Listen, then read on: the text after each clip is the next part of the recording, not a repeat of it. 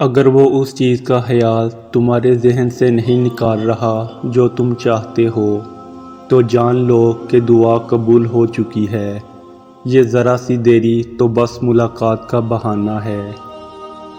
تم بس قبولیت پر یقین رکھنا، یا تو وہ وقت آنے پر تمہاری من پسند چیز سے نواز دے گا یا تمہارا دل اپنی رضا میں کر دے گا۔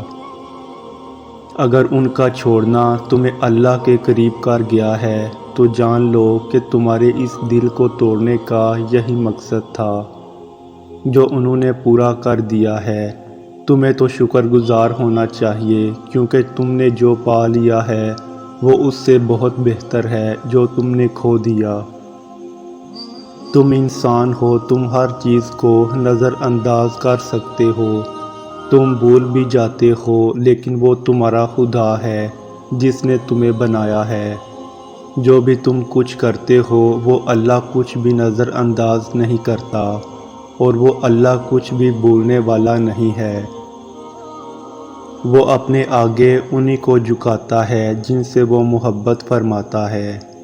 وہ آدھی رات میں انہی کو جگاتا ہے جنہیں وہ تنہائی میں سننا چاہتا ہے۔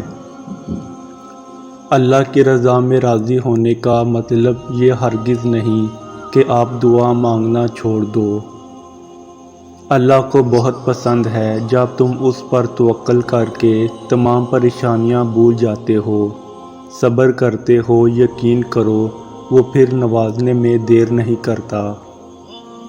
یہ جو دلوں میں چھپی سرگوشیاں ہیں یہ وہ بھی سن لیتا ہے۔